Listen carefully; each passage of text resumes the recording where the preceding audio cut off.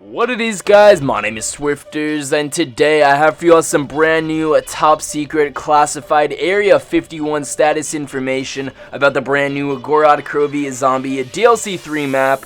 Now in today's video I wanted to go ahead and let you guys know about some things that were actually leaked by an anonymous source who claims that they have played Gorod Krovi early. Now in all honesty, there's no reason not to believe this, considering earlier this week there was an early access event to DLC 3 held over in London, England. Not only that, this upcoming weekend, Perk Studios is hosting another early access event at their studio in Santa Monica, California, where of course YouTubers can receive early access to DLC 3. So as I said, this information is coming from someone who claims that they have played Gorod Krovi early. There's no reason not to believe them, but do take this information with a grain of salt. With all of that being said, let's get started with today's video.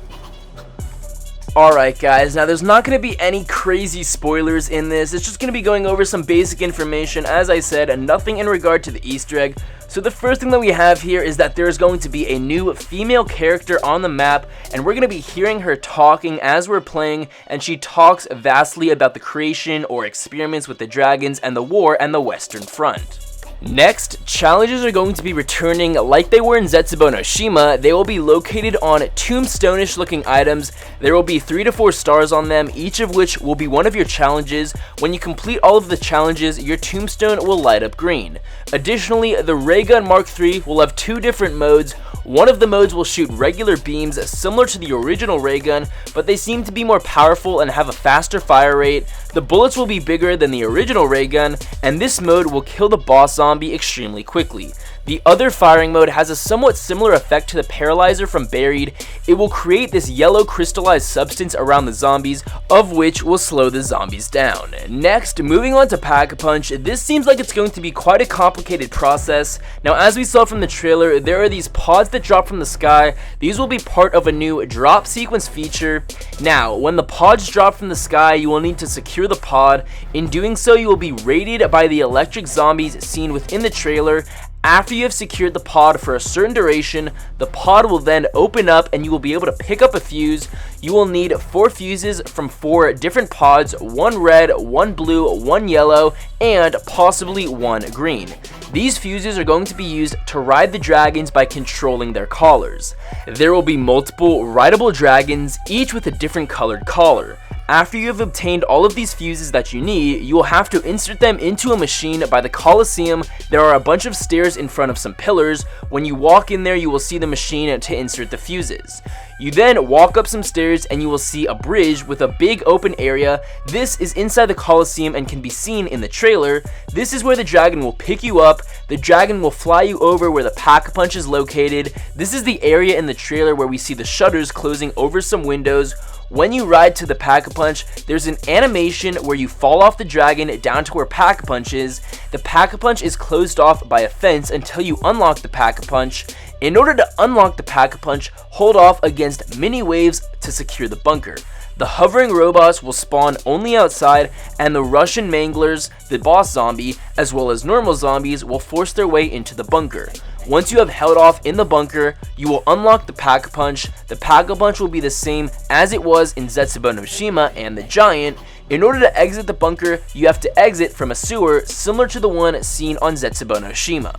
Now continuing off of Pack-a-Punch, after you have unlocked the Pack-a-Punch, you will obtain a brand new item known as the Dragon Strike. This Dragon Strike will work just like the G Strike from Origins. You will have to place a marker on the map, then a dragon will fly over to this area and obliterate the area with its flames.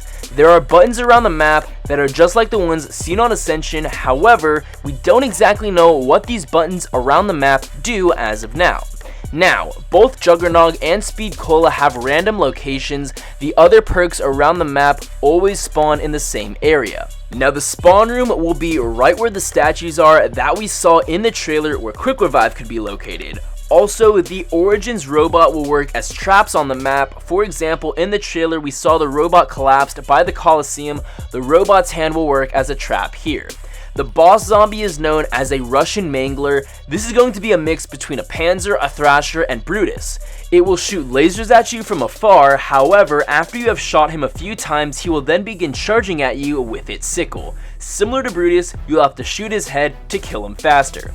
In terms of the hovering robots, these are going to be replacing the Hellhound rounds, and they will work similar to the parasites from Shadows of Evil. On top of that, there are no new perks, however, there is a Wonder Fizz machine that allows you guys to acquire perks that cannot be found in the map in the form of a perk machine.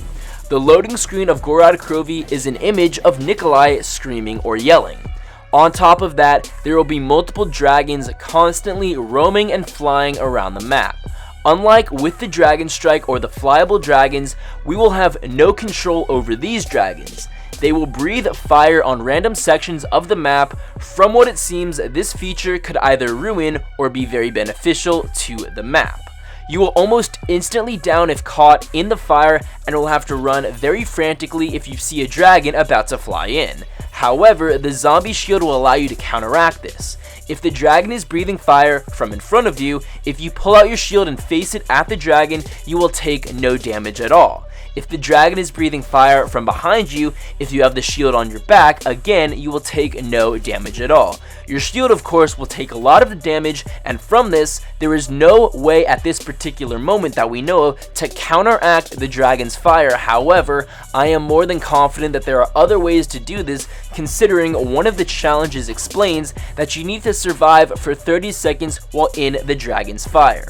Just to conclude, the MR6 will be the starting pistol again. It'll have the same HUD as we did in the Giant.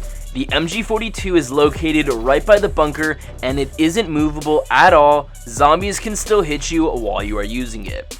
So guys, that is it for all of our top secret information about the brand new Gorod Krovi zombie DLC map. The map comes out in 6 days, and I don't know about you guys, but I'm very excited about that. Again, as I said earlier, take all of the information in today's video with a grain of salt. Believe what you will. Regardless, I am super stoked for this brand new map. Make sure to drop a like, subscribe if you guys are new, and I'll catch you later. Peace.